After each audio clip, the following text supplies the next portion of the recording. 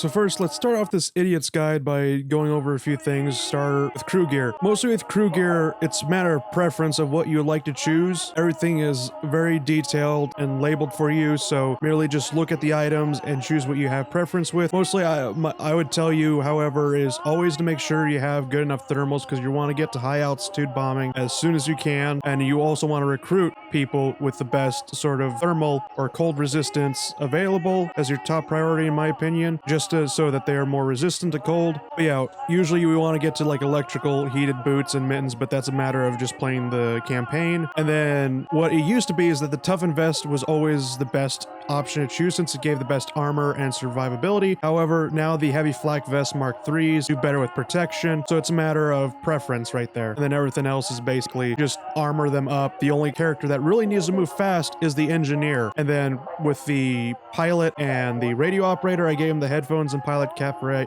extra survivability. As far as training goes, you really only need to focus on your Bombardier, make him a secondary gunner, and then make your engineer a secondary gunner as well, since Bombardier starts in the front gunner position, and then you're usually going to have the engineer in the ventral turret or moving around, basically. The engineer is really going to be the only one moving around. Everything else is a matter of preference. You can make the navigator into the radio operator and the navigator. Pilot's going to remain in his seat at all times, so it doesn't really matter. And then you can make the gunners whatever you want. Aircraft-wise, it's a matter of preference as well. However, I will tell you that the order that people like to go first is always armor up your plane, usually starting from tail and then wings, since those are pieces that can be blown off. Your wings and your tail can be blown off your plane, and you are going to have a bad day with it. And then it just goes in reverse on how you should do it. Then I would always say with gun turrets, that's always my top priority, because I would always like to shoot the enemies. Everything else is a matter of preference to you of whether you want to upgrade your systems, your equipment, or your survival. In the briefing, you're going to want to select missions that always give you bonus perks.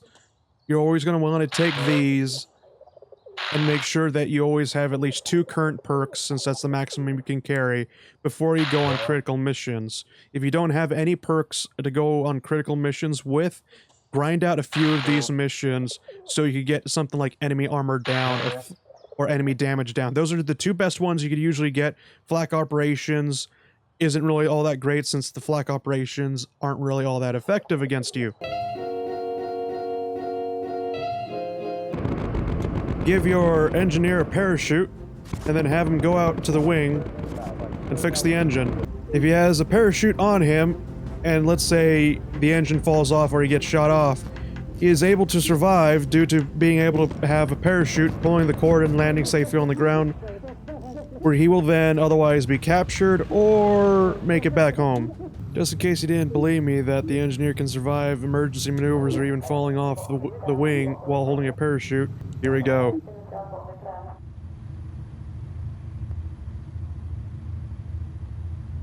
There, see, he deploys a chute. So they fall off the wing, they deploy their chute. If you're low on fuel and at high altitude, you could always descend to use up less fuel. As we can see here, the fuel remaining is now increasing. Is also the most important ability that your engineer can do at times. Leaning can save lives. When you're not in combat, I always suggest to use leaning and only to use boost whenever you're having a timer situation. For example, during missions like D-Day, you'll find that you have a complete within mission, or you'll have targets that have timers on them. When this happens, this is the perfect time to boost, because this is when you're going to need it. However, use boost very carefully, since it usually takes up a lot of fuel. There, we completed the objective within the allotted time with 21 seconds to spare because of boosting. Now we shall start leaning. Now we're up to 16 minutes worth of fuel just by simply descending alone. And then by carefully leaning and descending the fuel, we're able to make it back with roughly normally 3 minutes worth of fuel, but now with 8 minutes because we're leaning once again. Leaning is very useful to keep flying, especially when you have an engine gone or two. With gunners, fighters are most easiest when they're trying to do an attack run on you like so. when you have groups of fighters like that, using focus is one of the best things that you could do. Focusing on only when there's heavier targets such as jets, heavy fighters, or aces is usually optimal. For example,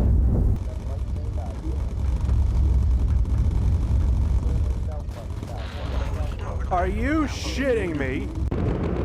You can see here, once we go defensive with our guns, the enemies just fly off. Which is good, because then you could use it in unison with focus when they come back around, and then be able to shoot them a hell of a lot easier. As you can see, like so. Fighters are always easiest to kill when they are coming at you. Going defensive with your gunners before you hit a target is also best. It gives you a lot of room to work with. Using incendiary with your gunners, using incendiary is best against all targets. AP ammo is best against JU-88s, and then HE is best against groups of fighters, the squadrons that you see coming in 2s and 3s. For gunners, enemy fighters below you are going to be impossible to hit if they're going to be circling around you. For example, as we're going to see here, once they start doing this corkscrew maneuver right underneath you, it's going to be impossible for you to hit them with their guns. Even the Spitfire is struggling to shoot them down, as they just defy physics.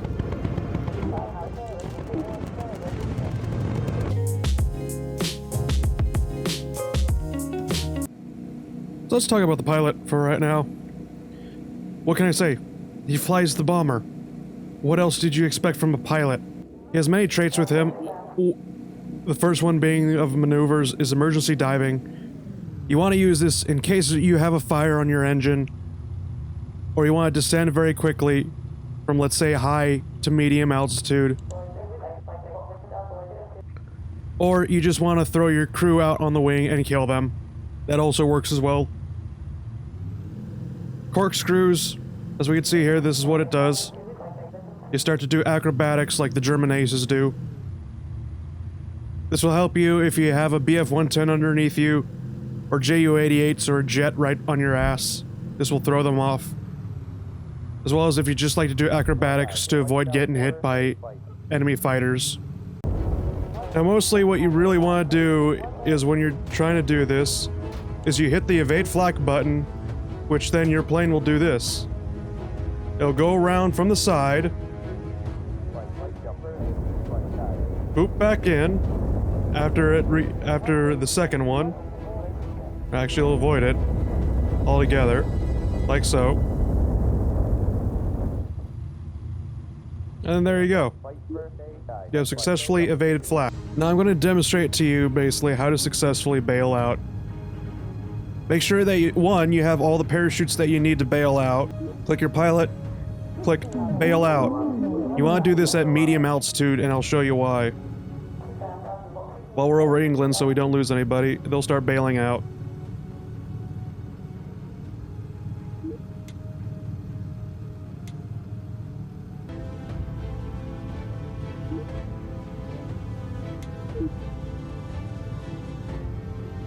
Everyone's jumped out. Like so. You're going to want to change your altitude to high, so that way your plane is pointing up. Tell the pilot then to grab a parachute, so that way the plane is pointing up when he leaves the station, and then tell him to bail out.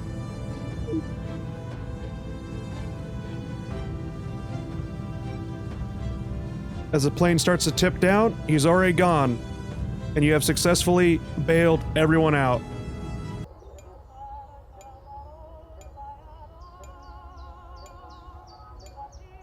And everyone will return back home. Do not have things like evade flak. You could simply just do this maneuver. You could simply change altitude and then not have to deal with this bullshit. Just look at this. And then if they try going high again, you just go low. Don't need evade flak to evade flak, now do you? Or a pawn, but I am the knight. Oh, Jesus. I don't like that. I don't like that at all. And we lost them. Well, now let's talk about the Bombardier. What can I say? He blows shit up. What else do you want from him? He opens the bomb bay doors, he selects the bombs, he drops them on the target. With your Bombardier as well, you want to keep the bomb bay doors closed when you're not using them, since they do create drag, as you can see there with that wind effect. If we open them up again, you'll see what I'm talking about. That is drag. Drag uses fuel. Fuel is precious. So are the engines, but that's a different story. Now, your Bombardier is going to get the ability to take good photos at medium altitude before your navigator gets star navigation. So when your Bombardier gets that, honestly, I would say start flying at medium altitude, because he won't, you know, there's no reason to fly at low anymore unless you're doing a supply drop. So you just come right here, take the photo. There we go. And this is an important tip. If these bomb bay doors are gone, abort mission. Click your pilot and click abort to go back home. Because if your bomb bay doors are missing, these can get hit by flak. And if they are hit by flak, the entire bomber will detonate and everyone will die. No survivors, no retries, no save rolls, no nothing. And keep your damn bomb bay doors closed so you don't create drag. That's all for the Bombardier.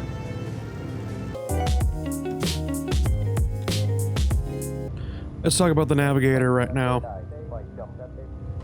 Well, at level 4, you can finally do his job, since he can't do it for himself, since using the next waypoint system usually takes a while and he needs to usually see.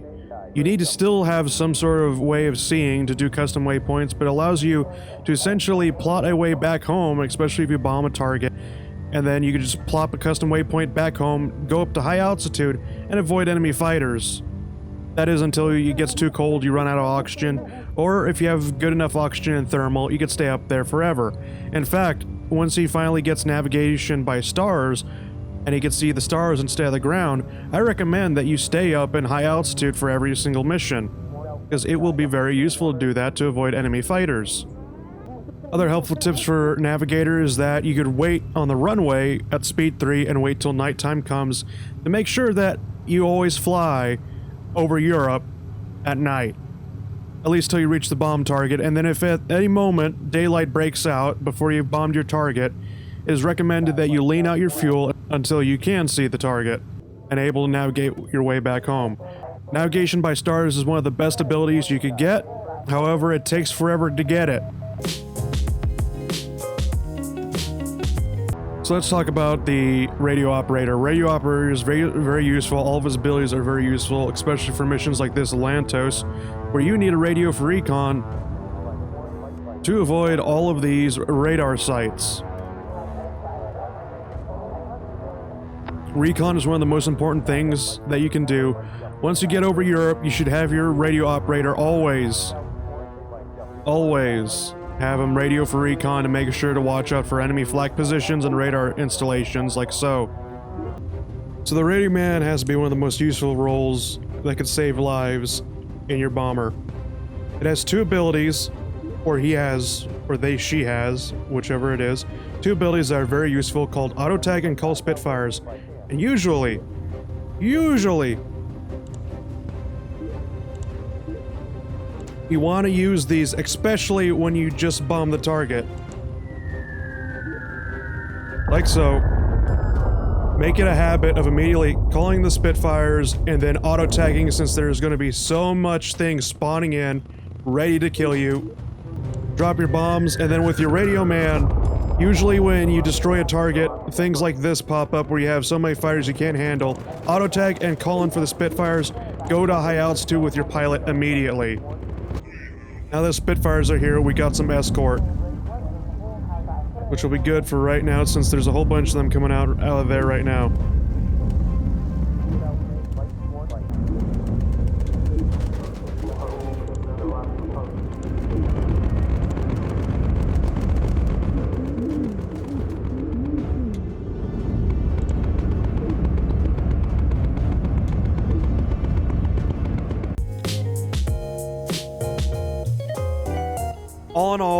despite all the information that I've given you, most of this is going to be based off of luck.